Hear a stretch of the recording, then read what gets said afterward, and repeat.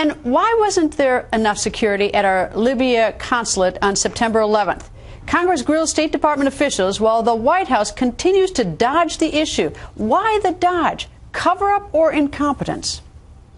Initial assessments in the immediate aftermath of the attack in Benghazi were made, and there was a government-wide assessment that was the foundation of what Ambassador Rice said, what I said, and what others said. It is what we knew based on the limited facts we had available to us at that time. Let's understand, there was no protest, and cameras reveal that, and the State Department, the FBI, and others have that video. Speaking of video, the one in California, made by an individual and out there for a period of time, also clearly had no direct effect on this attack. When I was in Libya, good part of the day, never once did a person ever mention a video. Never. And I am fascinated to know and understand from the President of the United States, from the Secretary of State, and from the Ambassador to the United Nations how they can justify that this video caused this attack. It was a terrorist attack. This is a huge story because you have the State Department now basically saying that Obama was lying, that Jake Harney was lying, that Hillary Clinton was lying, that Susan Rice was lying, and anybody else from the regime who went out and tried to blame what happened to our ambassador at Benghazi and in Cairo on this video, was lying big time. President Obama, shortly after the attack, told 60 Minutes that regarding Mitt Romney's response to the attacks, specifically in Egypt, the president said that Romney has a tendency to shoot first and aim later. Given the fact that so much was made out of the video that apparently had absolutely nothing to do with the attack on Benghazi, that there wasn't even a protest outside the Benghazi post, didn't President Obama shoot first and aim later? First of all, Jake, I think your assessment about what we know now is not complete. This is a moving picture. And people who, on the night of an attack or the day after, claim they know all the facts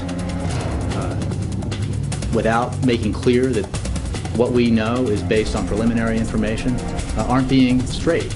And they're, in some cases, trying to politicize a situation that should not be politicized. Given the information that you saw on TV and your knowledge of the situation in Libya, did you come to a conclusion as to whether this was a terrorist act or whether it was based on some film that was on the internet? Lieutenant Colonel Wood. It was instantly recognizable to me as a terrorist attack. Is al-Qaeda more or less established in Libya since our involvement? Yes, sir. Their presence grows every day. They are certainly more established than we are. Where the heck were we before 9/11, this 9/11? Why weren't we questioning it then? My goodness.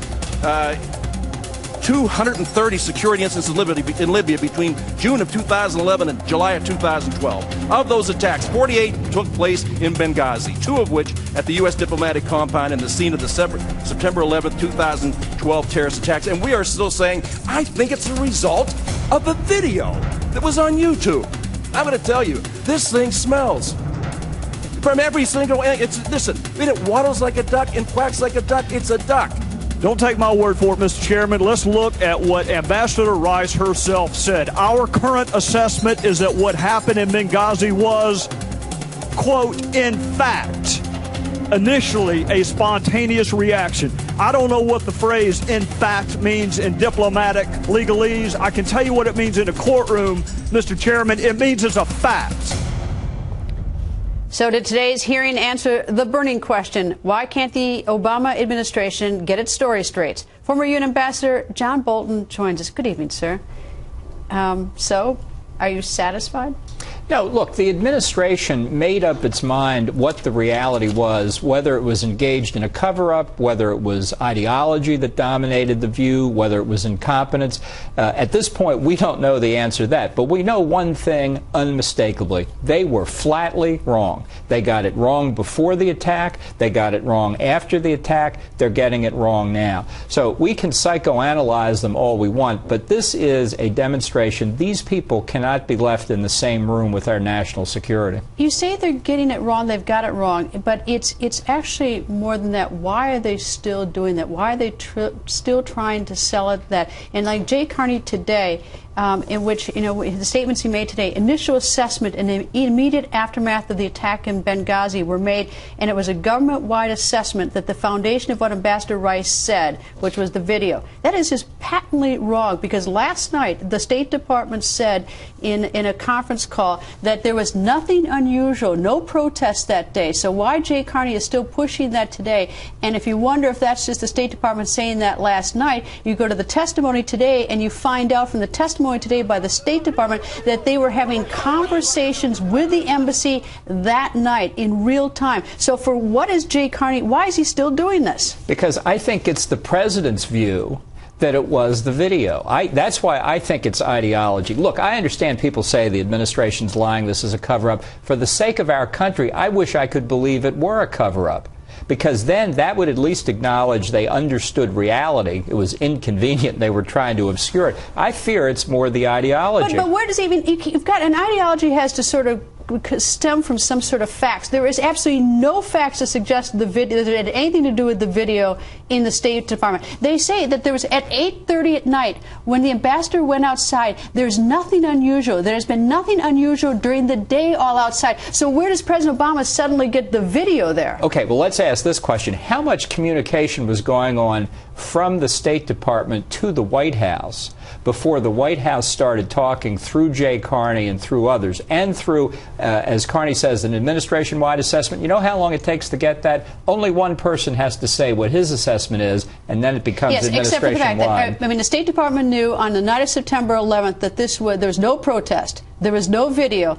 that this was an attack. Then you've got the president as deep into it as September 18th, going on Letterman, still pushing that, in which he says, but what also happened was extremists and terrorists used this, the video, as an excuse to attack a variety of our embassies, including the consulate in Libya. So he goes a week later, he's still pushing on Letterman, and the director of counterterrorism, the center, on the 19th, testifies before Congress they were killed in the course of a terrorist attack on our embassy. So has anybody phoned up the president or Jay Carney? There is a pattern here. This all comes from the president. The day after the attack, Patrick Kennedy, who testified today, briefed the Hill that they thought it was a terrorist attack.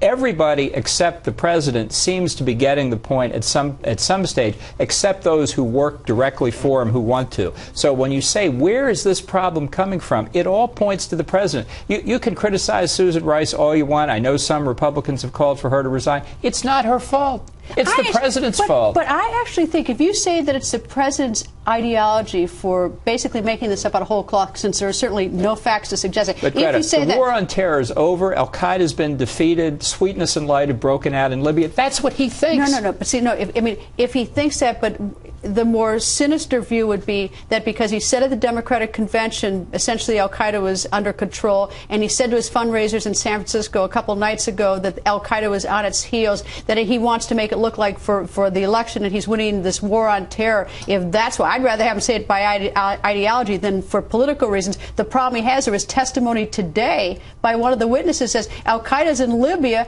and it's growing. Yeah, I don't think he can process that reality. I take a different view. I'd rather it was a cover-up because that indicates a greater proximity to the real world. But I think in his ideological world that, as Gene Kirkpatrick once said, the blame America first mentality, it was that video. We provoked those poor people. Blame America, don't blame them.